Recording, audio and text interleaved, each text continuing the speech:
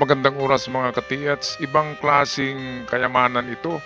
Ito ang lumang safe bolt ito na natagpuan na matagal na to pagkatapos ng bagyo, mga isang buwan nang nakaraan. Ito yung natagpuan ng isa sa aking kakilala at akala niya kung ordinaryong metal box lang ito. Kaya pinuntahan ko kasama ang aking Surigao-san Jr. At maganda ang ano kasi may sa detection ng aking metal detector ay nabasa nito na merong precious or non-ferrous ang detection eh. Kaya pwedeng ito pala ay safe bolt pala ito. Kaya pwedeng may laman pa ito na mga alahas o mga singsing. Kasi safe bolt ito eh. Mga importanteng bagay ang nariyan. Pwedeng mga relo. Hindi na siya mabuksan kasi siya ay dalawang kombinasyon to eh, manual saka electronics. At kung ang battery niyan ay nag-drain na, 'di ba? Dahil matagal na, ay hindi na talaga yan mabuksan kasi digital siya eh. Tapos doble ang kombinasyon niya, meron ding disusi tsaka yung pinipihit manual. Kaya lumang-luma na na klaseng safe bolt. At pinagtaka natin, mababaw lang kasi ang pagkabaon niya, parang tinapon lang yata sa sagingan. Mga katiyats, doon to sa sa sagingan. Walang bahay, likuran ng bahay ng ating, hindi naman masabi natin na katiyats kasi hindi niya hinukayan eh. Biglang lumitaw lang yan, nakita niya, lumitaw. Pagkatapos ng bagyo kasi natumba lahat ng mga saging doon ay lumitaw to. Yung kanina ito yung itsura niya ayan. Lumitaw lang yan eh. Kaya hindi mabuksan eh. Nilagyan ko pa yan ng oil, baka sakaling binara ko pa yan. Hindi talaga mabuksan, sarado yan. Kaya ito, basahin natin sa ating detector kung anong laman ito. Ako nga ay nabigla dahil dapat ang mag-detect dyan ay yung metal eh. Yung metal na casing niya, housing. Pero dito parang nabaliw yung detector ko eh. Yung tunog oh. Tingnan nyo yung kanyang mga LED, lahat nag-ilaw. Parang nasira. Non-ferrous tsaka ferrous, lahat umiilaw eh. Ito, papakita ko sa inyo yung monitor ng ang display ng detector. Hindi siya normal eh, kakaiba. Kaya pwedeng may laman to na sari-sari eh. Baka maraming relo ito, baka may alahas pa na ginto.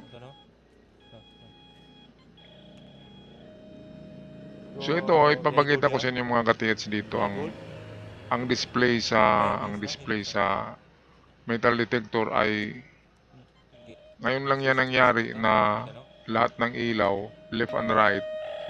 Ayan oh. Parang nanginginig siya oh.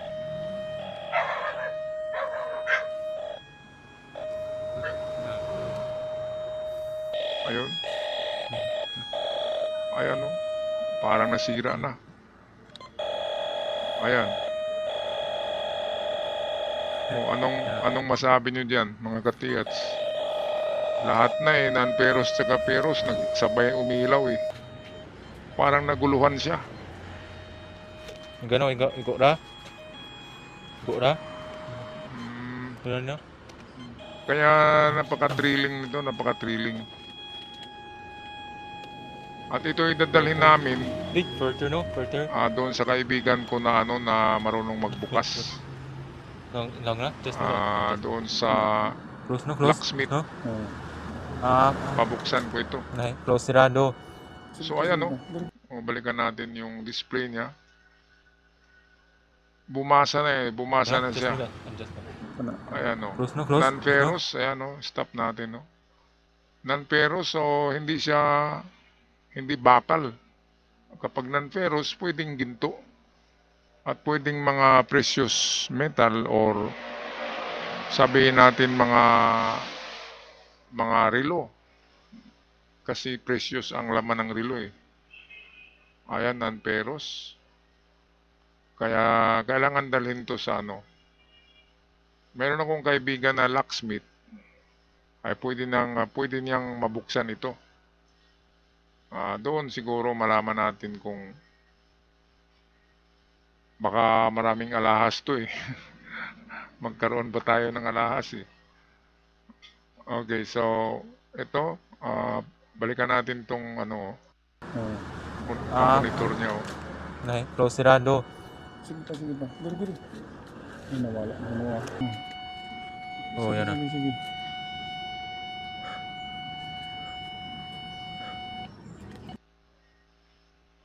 Ayun, mga ka-TH, swerte. At siyempre, mabalatuhan tayo nito kung meron.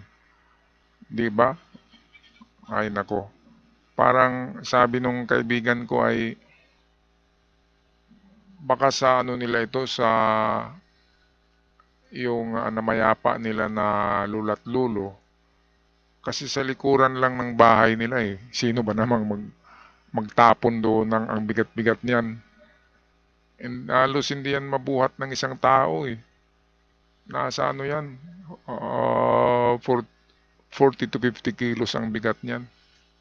Mabigat talaga. Binuhat ko halos maano yung likod ko. Halos disc slip ang tawag. Masakit ang likod. Kaya ito siguro safe bolt ng kanilang lolo't lola. Dahil sa likod lang ng bahay nila eh.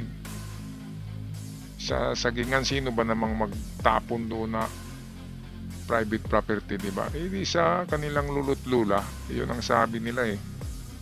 Na negosyante naman yung lolo't lola nila. At iyon ang ano nila na sa lolo't lola nila yan. Siguro tinago o tinapon, di natin alam. Pero ang maganda ay meron talagang laman ito kasi sarado eh.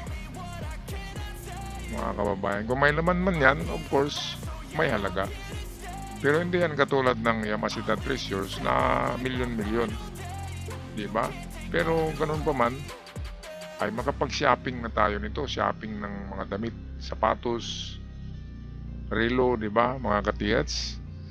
Kaya talasan lang inyong mga mata diyan sa likuran ng inyong bahay, baka merong mga sagingan dyan o mga kakahuyan na kapag binagyo kayo ay di ba na nabubuwal yung mga puno ay lilitaw yan, lulutang yan yung mga ganyan. Lulutang yan, makikita nyo. Talasan lang ang mga mata. Kasi ang swerte ay hindi natin masasabi ay nandyan lang pala sa likuran o sa bakuran ng inyong bahay. Okay, ako magpapaalam na. Maraming salamat sa lahat. At sa mga bago pa lamang sa channel, huwag kalimutan mag-subscribe. Maraming salamat. Hanggang sa muli. Paalam.